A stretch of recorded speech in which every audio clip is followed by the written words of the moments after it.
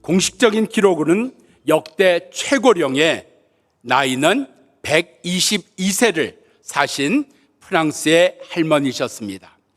이분은 돌아가셨지만 현존하는 제일 최고령의 할머니가 116세로 스페인에 사시는 브라냐스라고 하는 할머니십니다. 이분이 이렇게 장수할 수 있는 이유가 무엇일까 하는 것을 스페인의 그 의료진과 그 의학을 전문으로 하는 분들이 조사하고 연구하고 이분의 모든 것을 검사하기를 시작을 했습니다. 그래서 이분이 가진 이 장수하는 비밀을 찾아서 많은 사람들에게 도움을 주자 하는 의미에서 여러 가지를 채취하고 검사하고 했습니다. 그런데요, 특별한 장수 유전자 없었습니다. 특별히 약 드시는 거 없었습니다. 특별히 음식 먹는 거 없었습니다. 특별히 운동하는 거 없었습니다. 그저 음식 평범한 거 골고루 과식하지 않고 편식하지 않고 먹는 것, 그리고 자기 삶에 있어서 이웃들과 함께 같이 이야기 나누며 밥을 먹으며 함께 관계 속에서 살아왔던 삶, 그리고 자기 삶에 늘 긍정적이고 평안 속에서 살아가는, 욕심내지 않고 살아가는 그 삶이 이분의 장수의 이유였다는 이야기입니다. 제가 얼마 전에 세계 장수촌이라고 하는 일본의 오키나와 지역이라든지 이태리의 지역이라든지 유럽, 미국의 서부에 있는 이런 장수촌에 있는 공통점도 음식에 있지 않았습니다. 운동에 있지 않았습니다. 특별한 음식, 약에 있지 않았습니다. 그분들 가운데 이런 함께 사는 그 일 속에, 그리고 자기를 위해서만 사는 것이 아니라 누군가를 위해서 도와주고 내가 누군가를 위해 주는 일들 속에 이렇게 장수하는 마을이 형성됐다 하는 것을 다큐로 본 적도 있습니다. 이 할머니에게 있어서 이런 여러 가지의 마지막 한 가지를 더 이렇게 얘기했습니다. 나는 독이 되는 사람과는 같이 하지 않았습니다. 우리의 신앙은 건강한 건가요? 30년 믿었는데 20년 믿었는데 건강한 건가요? 아니, 얼마 믿었냐에 상관없이 이러한 상황들 가운데, 여러 가지 일들 가운데 수도 없이 일어나는 상처와 아픔과 원망과 이해할 수 없는 일들 속에 나의 신앙은 건강한 건가요? 오늘 예수의 말씀을 통해서 우리 속에 다시 신앙의 강건함을, 그래서 우리 가운데 주신 새로운 삶을 누리는 은혜가 우리들에게 주어지기를 바랍니다. 3절이에요. 결혼식에 예수님의 어머니와 제자들이 함께 초대를 받았습니다. 그 초대를 받았는데 포도주가 떨어졌어요. 유대인의 결혼식엔 특별히 이 포도주라고 하는 게 중요한 역할을 했습니다. 사람들을 즐겁게도 해줬고 하나 되게도 해줬고 그 결혼식에 대접받는 여러 가지 역할을 이 포도주가 했습니다. 그런데 그 포도주가 떨어진 겁니다. 여러분, 우리 삶 속에 이 포도주와 같이 내 삶에 보람도 주고 믿음도 주고 내 삶에 소망도 주는 일들이 내게 있습니다. 그런 포도주가 내 삶에서 떨어졌다. 어떻게 하시겠습니까? 유대인들 이 결혼식에 포도주 사러 가지 않았을까요? 그 떨어진 포도주를 보충하기 위해서 또 다른 포도주를 얻으려고 노력하지 않았을까요? 우리의 삶이 악순환이라는 그러한 서클과 선순환이라는 서클 사이에서 우리는 살아가고 있습니다. 악순환이라는 게 뭡니까? 구약성경 사사기에서 이 악순환을 우리 가운데 보여주고 있습니다. 첫 번째, 이스라엘 백성이 하나님을 떠나서 이방신을 섬깁니다. 하나님을 조롱합니다. 하나님을 무시합니다. 두 번째, 하나님께서 저들 가운데 이방 민족을 보내서 매를 대십니다. 세 번째, 매 맞고 나서 정신을 차려갖고 하나님 앞에 돌아와 회개를 하고 살려주세요, 이번 한 번만 도와주시면 다시는 하나님 앞에 돌아옵니다. 그래서 네 번째 스테이지, 하나님께서 저들 가운데 평강을 주십니다. 그런데 어떤 악순환이 또 시작돼요? 평강 누리다가 또다시 이방을 따라갑니다. 하나님을 무시합니다. 하나님 신앙을 형식적으로 합니다. 그래서 그들이 이방의 침략을 받고 또다시 고난과 어려움을 겪습니다. 계속해서 이런 악순환이 사사기에는 13번 반복이 됩니다. 왜요? 13명의 사사가 나오니까요. 우리의 삶에 이런 악순환 속에서 살아가는 거 아닐까요? 힘들고 어렵다고 해서 구해서 응답 받았는데 응답 받고 나서 또 내 멋대로 살아갑니다. 그래서 또 하나님이 나에게 매를 대시고 나를 징계하십니다. 그래서 돌아왔는데 좀 평안하다 싶고 괜찮다 싶으면 또다시 하나님을 떠납니다. 또다시 형식적인 삶이 됩니다. 우리 속에 악순환을 사는 건 아닐까요? 오늘 여기 포도주 떨어졌습니다. 근데 예수님은 이 포도주가 떨어진 걸 아시면서 항아리에 물을 채우라고 말씀하십니다. 자, 이 항아리는 포도주를 담그는 항아리였나요? 아닙니다. 포도주와 아무 상관이 없는 항아리에 물을 채우라고 얘기합니다. 우리 삶의 문제가 뭐예요? 포도주가 떨어졌는데 왜 예수님은 포도주와 아무 상관이 없는, 우리는 포도주가 필요한데 왜 항아리에 물을 채우라고 하시는 걸까? 이걸 우리가 알아야 신앙입니다. 삶이 되는 겁니다. 자, 이렇게 예를 들어 볼게요. 제가 지금 서쪽으로 가야 됩니다. 서쪽에 가서 사람을 만나야 되고 서쪽에 가서 내가 일을 해야 되는데 여기에서 서쪽은 제 뒤편입니다. 이 뒤가 서쪽이에요. 그래서요, 나는 서쪽으로 가야 돼. 그래서 보니까 이게 유리네요. 이렇게 유리 깨고 가는 겁니다. 보니까 벽이에요. 벽 부수고 나는 서쪽으로 갈 거야. 이거 옳은 겁니까? 서쪽으로 가기 위해서 뭘 하는지 아십니까? 동쪽으로 가는 겁니다. 이걸 이해를 못해요. 아니, 서쪽으로 가야 된다며, 아니 서쪽에서 사람을 만나야 된다며, 아니 서쪽에 가야 된다며, 근데 왜 동쪽으로 가? 여기에 우리가 속고 사는 겁니다. 내 삶 속에서 오늘 서쪽으로 가기 위해서는 서쪽과 아무 상관이 없어 보이는 동쪽으로 가는 겁니다. 문이 저기에 있잖아요. 그래서 절로 나가서 우리 가운데 돌아 서쪽으로 가는 거지. 난 서쪽으로 가야 돼. 서쪽으로 갈 거야. 그래서 벽을 부수고 유리를 깨고 나가는 거 아니라는 이야기입니다. 이 이야기를 하나님은 구약성경에서 신약성경에서 수도 없이 우리 가운데 말씀하고 계십니다. 예를 들어 볼까요? 하나님께서 이스라엘 백성을 젖과 꿀이 흐르는 가나안 땅으로 인도해 주시겠다고 했습니다. 그 가나안 땅으로 인도해 주시는데 젖과 꿀이 흐르는 땅과는 아무 상관이 없는 하나님은 광야를 통과하게 하셨습니다. 전갈이 있고요, 불뱀이 있고요, 마실 물이 없고요, 먹을 것이 없는 광야. 아니, 젖과 꿀이 흐르는 가나안 땅으로 인도하신다면서 나의 현재의 삶은 뭐예요? 광야예요.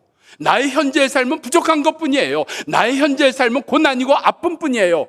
그래서 우리는 뭐예요? 포기합니다. 돌았습니다. 이건 아니다. 이건 아니다. 내가 이러려고 예수 믿었냐? 내가 이러려고 내가 신앙생활 하는 거냐? 우리나라의 전자 분야에서 큰 기업이 러시아에 전자제품을 수출하다가 에어컨도 수출할 수 있는 거 아니냐 했더니 아니라는 거예요. 왜? 러시아는 여름이 짧습니다. 짧습니다. 그들이 여름 한 달, 길어봐야 40일에 불과하는데 그 짧은 기간을 위해서 누가 에어컨을 사겠습니까? 에어컨 못 팝니다. 근데 팔았다는 거 아십니까? 어떻게 해요? 겉만 봐선 몰랐는데 안을 들여다보니까 오히려 러시아 사람들은 이 짧은 여름이 너무 힘든 거예요. 영하 10도, 15도요? 우통 벗고 나와서 일광욕합니다. 20도도 견뎌요. 25도도 견딥니다. 근데 그 더운 여름 불과 한 20도, 25도 올라가도 견디질 못하는 거예요. 그래서 짧은 기간이지만 에어컨을 구매했다는 겁니다. 우리 삶 속에 나 지금 포도주가 떨어졌어. 나 지금 포도주가 필요해. 그래서 그 포도주 얻으려고 달려가는 게 예수 믿는 우리의 삶 아닌가요? 그 포도주 얻지 못했다고, 그 포도주 빨리 채워야 되는데 그 포도주 얻겠다고 우리는 다른 거 다 제치고 포도주가 필요해. 포도주가 있어야 돼. 그런데 예수님은 포도주 안 만드셨어요? 포도주 주시지 않았어요? 엉뚱같이 항아리에 물 채우라고 말씀합니다. 이 항아리의 물의 용도가 뭐예요? 이스라엘 백성들은 하나님의 선택된 백성입니다. 그래서 하나님께서 그를 구별하셨어요. 그 구별된 사람으로 살아가야 되는데 세상 살다 보면 입도 더러워지고 내 손도 더러운 것에 접촉이 되고, 그래서 집에 들어올 때는 손님이든 누구든 이 항아리에 있는 물을 떠서 손을 씻고 발을 씻는 행위를 합니다. 의식이 있죠. 이런 의식을 통해서 다시 하나님의 사람으로 내가 세워진다, 나는 선택받은 사람이야, 하나님의 사람이야 하는 자의식을 회복한다는 이야기입니다. 그래서 지금도 중동에 가면 손을 씻잖아요. 꼭 손을 씻어야 자기들 그 예배하는데 들어가게 되잖아요. 그런데 그 항아리에 물이 없다는 겁니다. 저들 속에 더 이상 하나님의 말씀대로 구별된 삶을 사는 거 관심 없었습니다. 하나님의 백성으로 사는 은혜 필요 없었습니다. 내가 노력하고 내가 애써서 얻으면 그만이지, 내가 무슨 하나님을 의지하고, 신앙이 형식화가 되었다는 이야기입니다. 우리 속에 오늘 여러분 예배 뒤로 들어오실 때 손 씻게 합니까? 아니요. 발 씻게 합니까? 아니요. 우리 속에 다시 내가 세상에 살면서 더러워졌습니다. 내 입이, 내 마음이, 내 생각이, 내 삶이 하나님의 그 뜻을 떠났습니다. 그걸 우리는 오늘 어떻게 이 항아리에 있는 물과 같은 역할을 하는 게 뭐예요? 그게 회개입니다. 그게 회개입니다. 그래서 구원받은 자가 이 회개하는 일, 이 옛날에는 이 항아리에 물로 손 씻고 발 씻는 걸 통해서 다시 나는 하나님의 사람이야, 나는 하나님의 자녀로 살아야 돼 하는 것을 회복한 것 같이, 우리는 회개를 통해서 나는 하나님의 사람이야, 구원받은 사람이야, 새 생명을 얻은 사람이야, 오늘 다시 우리 가운데 돌아가는 역사가 이루어지기를 바랍니다. 포도주가 떨어진 자리에 우리에게 먼저 말씀한 건 포도주를 채우는 게 아니라, 포도주를 구하는 게 아니라, 너희는 회개하는 일과 다시 하나님의 자녀로 세움받아야 된다는 것을 말씀하시는 은혜를 우리 가운데 깨달아지기를 바랍니다. 우리 삶 속에서 우리는 이 포도주가 떨어진 거에 급급해서 이 포도주를 채우는 대로 우리는 쫓아가고 살다 보니까 포도주도 얻지 못하고 신앙은 신앙대로 하나님과 완전히 깨져 보이는 역사를 우리의 삶 속에 너무도 많이 가지고 있습니다. 제가 본교회 도남동 성결교회 청빙을 받아서 제가 왔을 때 교회가 건축을 하면서 빚을 많이 졌어요. 은행빚만 80억이었으니까요. 근데 제가 그 은행빚이 80억이다, 한 달에 내는 이자가 4,500, 4,600만 원이다, 저 이거 그때 알았으면 절대 안 옵니다. 아니 못 옵니다. 감당이 안 되니까요. 근데 그게 머리에 안 들어오더라고요. 제가 얼마 전부터 이런 지나갔던 일들을 정리하고 우리가 이런 건 남겨둬야 되겠다 해서 정리하면서 알게 된 거지, 그때는 그렇게 하나도 들어오지 않았어요. 그래서 우리 가운데 이렇게 이자 내는 게 많으니까, 성도도 그때는 많지 않았잖아요. 우리가 이렇게 빚이 많으니까 어떻게 이 돈을 갚지, 어떻게 이 돈을 마련하지, 그래서 돈 마련하려고, 이자 갚으려고 그랬으면 오늘의 교회가 됐을까요? 하나님은 전혀 다른 방향으로 인도해 주셨어요. 오히려 돈이 없고 이자를 내고 어려운데 돈 안 되고 돈 들어가는 다음 세대를 세우게 하셨다는 겁니다. 그래서 거기에 전도사님을 우리가 더 세분화해서 세우는 거고, 그리고 청년들을 세워가는 거고, 우리 가운데 이웃들을 위해서 섬겨나가는 일. 아니 내 목구멍이 포도청인데 금강산도 식후경이라는데, 아니 이자 낼 돈도 없는데, 아니요, 이자 내기 위해서 목회하지 않았고요, 여러분도 이자 내려고 여기서 신앙생활을 하지 아니하셨습니다. 하나님은 우리 가운데 포도주가 떨어졌는데 포도주를 채워주신 것이 아니라 너희는 항아리에 물을 채우라. 다시 너는 하나님의 자녀로 서라. 너는 회개하는 성도가 되라. 오늘 이 은혜가 우리들 가운데 다시 깨달아지기를 바랍니다. 자, 두 번째로 포도주가 떨어졌는데 오늘 여기 하인들이 이 항아리에 물을 갖다 붓습니다. 예수님께서 항아리에 물을 갖다 부라 그랬어요. 하인들 생각에 주인도 아니면서 지금 포도주가 떨어졌는데 아니 왜 항아리에 물 갖다 부으라고 하는 거야? 여러 생각이 하인이라 할지라도 있었겠죠? 불만스러웠겠죠? 마음에 안 들었을 겁니다. 그런데 저들이 항아리에 물 갖다 붓습니다. 우리의 신앙생활 가운데 우리가 예수 믿으면서도 여전히 우리에게 약한 고리가 있습니다. 그게 뭔지 아세요? 선입관념입니다. 그래서 저분은 헌금하실 거야. 저분은 열심히 하시는 분이야. 그분들도 열심히 하십니다. 근데 우리 교회에 주신 은혜가 뭔지 아세요? 생각지도 못한 수많은 분들이 봉사한다는 이야기예요. 제가 9월, 10월 우리 교회에서 꿈터에서 또 성도들을 대접한 분들 명단을 제가 한번 받아봤습니다. 커피 대접을 하고요, 식사 대접을 하고요, 그리고 아이들에게 선물하는 일을 도와주신 분들, 그런 분들이 20분 이상 나오더라고요. 이분이 이런 걸 다 했나? 여러분, 성경에서 우리 가운데 이야기하는 중심이 뭡니까? 사무엘상 16장에서는 너희는 외모를 보거니와 너희는 선입관 속에 살거니와 나 여호와는 중심을 보느니라 말씀하시잖아요. 고린도전서 1장 25절 이하의 말씀입니다. 자, 보세요. 하나님의 어리석음이 사람의 지혜롭고 하나님의 약하심이 사람보다 강하니라. 형제들아, 너희를 부르심을 보라. 육체를 따라 지혜로운 자가 많지 아니하며 능한 자가 많지 아니하며 문벌 좋은 자가 많지 아니하도다. 그러나 하나님께서 세상에 미련한 것들을 택하사 지혜 있는 자들을 부끄럽게 하려 하시고 세상에 약한 것들을 택하사 강한 것들을 부끄럽게 하려 하시려고 하나님께서 세상에 천한 것들과 멸시받는 것들과 없는 것들을 택하사 있는 것들을 폐하려 하시나니 29절 이는 이후 육체로 하나님 앞에서 자랑하지 못하게 하려 함이니라. 오늘 순종을 누가 했다고요? 하인들이 했다고요.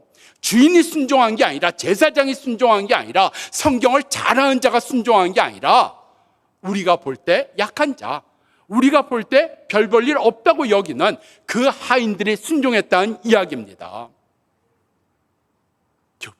우리 교회 안에서 순종하는 사람들, 여러분 안목을 넓히셔야 됩니다. 토요일 날 아이들 프로그램 하기 위해서 전도사님 특별히 엑스트라로 준비해야 됩니다. 수고해야 됩니다. 교사들 나와야 됩니다. 준비해야 됩니다. 그 아이들을 위해서 누군가가 밥을 해줘야 되고 간식을 제공해줘야 되고 누군가가 섬겨줘야 된다는 이야기입니다. 거기에 나 있었습니까? 우리 교회 권사님 한 분이 도시락 조리하는 일을 자원하셨어요. 제가 그분을 보면서 이분 안 된다 그랬어요. 왜?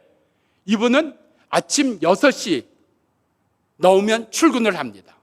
그리고 밤 11시에 집에 들어오십니다. 이분은 물건을 받아서 정리해야 되고 그리고 또 제품을 만들어야 되고 또 그리고 마무리 그것을 해야 되는 분이에요. 그런데 어떻게 나와서 도시락 봉사를 하나? 제가 안 된다고 하니까 이 권사님이 아니요, 제가 할 수 있습니다. 아니, 하겠습니다. 제가 다시 물었어요. 어떻게 해요? 그랬더니 제가 알바한 사람을 더 썼습니다. 알바 그냥 씁니까? 알바 쓰면 돈 나가는 겁니다. 그래서 알바에게 더 돈이 나가는 비용을 지불하면서 뭐 했다고요? 교회에 와서 이분은 도시락 조리하는 일을 하신다는 이야기입니다. 나 많이 했다고요? 맞습니다. 그런데 어쩌지요? 나보다 더 많이 한 사람도 많네요. 나 열심히 했다고요? 맞습니다. 근데 나보다 더 많이 한 사람도 많다고요? 우리 가운데 적당히 하고 많이 했다고 시험 받습니다. 반드시 시험 받습니다. 내 삶에 오늘 여기 순종하는 게 하인들이었다. 기억하십시오. 이 하인들이 어떻게 순종합니까? 예수님의 어머니가 이렇게 얘기합니다. 예수님께서 무엇을 말씀하시든지 그대로 하라. 그대로 하라. 우리에겐 핑계가 너무 많아요. 변명이 너무 많아요. 그대로 하라. 아니, 이렇게 해서 어떻게 우리가 살아갑니까? 맞지요. 그렇게 살아간 사람 많습니다. 그대로 안 하고 살아간 사람 많습니다. 주신 말씀처럼 내가 예배 생활에 있어서 공예배에 참석하는 걸, 그리고 내가 11조 하는 일, 그리고 내가 주님의 손과 발이 되어 봉사하는 일들, 하나님의 말씀을 부지런히 배우는 일들, 예수 믿는 거 그냥 되는 거 아닙니다. 들으셔야 됩니다. 그대로 하라. 그대로 하라. 거기에 하인들은 그대로 하였습니다. 그리고 포도주가 생긴 겁니다. 우리 속에 오늘 포도주가 생기기 위해서 우리 가운데 오늘 항아리에 물을 채우라고 말씀하시는 그 일들로부터 시작하는 역사가 주어지기를 바랍니다. 자, 9절 이하를 보면, 자, 연회장에게 이 포도주를 떠다 줬더니 연회장이 신랑에게 고마워합니다. 신랑을 치하합니다. 아니, 어떻게 이렇게 마지막에 더 좋은 포도주를 내놓을 수가 있느냐? 당신 대단하다. 신랑이 지금 감사받을 대상입니까? 치하받을 대상입니까? 연회장이 모르는 거예요. 연회장은 순종한 적이 없습니다. 모르니까, 순종한 적이 없으니까 신랑에게 고마워하고 신랑을 지금 높이고 있다는 이야기입니다. 그런데 성경은 이야기합니다. 물떠온 하인들은 알더라. 순종한 하인들은 알더라. 이것이 예수로 이루어진 것을 하인들은 알았더라. 순종한 사람은 알았더라. 우리가 잘못 살고 있는 것 아닌가요? 정말 학원을 잘 만나서요? 그런 경우 있습니다. 선생님 잘 만나서요? 그런 경우 있습니다. 정말 내가 잘 선택했어요? 그런 경우 있습니다. 그런데 하나님의 은혜인 줄 몰라서, 순종이 없어서 하나님의 은혜인 줄 모르고, 하나님의 은혜인 줄 모르니까 감사할 대상이 없는 거예요. 감사할 사람이 없는 거예요. 엉뚱한 데 가서 고맙다고요? 엉뚱한 데 가서 그 사람 덕분이라고요? 우리 속에 오늘 분명한 것, 연회장은 몰랐지만 물떠온 하인들, 순종한 하인들은 알았더라. 이 은혜가 우리 가운데 깨달아지기를 바랍니다. 자, 오늘 여기 말씀, 마지막에 있는 말씀을 보면 오늘 이렇게 포도주가 만들어지는 이 역사를 통해서 우리 가운데 주시는 게 있습니다. 신명기 8장에 있는 말씀처럼 마침내 너에게 복을 주려 하심이었더라. 근데 이러한 복을 누릴 수 있는 하나님은 그 전에 광야를 통과하게 하시고 항아리에 물을 붓게 하시는 역사가 있었다는 것 잊지 마십시오. 그 과정 생략하고 포도주 얻었다고요? 내가 젖과 꿀이 흐르는 가나안 땅에 들어왔다고요? 아니요. 하나님은 우리 가운데 누릴 수 있도록, 그리고 그런 새로운 삶을 살 수 있도록 역사하시는 일들, 그 귀한 일들이 오늘 항아리에 물 붓는 일을 통해서 우리들 가운데 이루어지기를 축원합니다.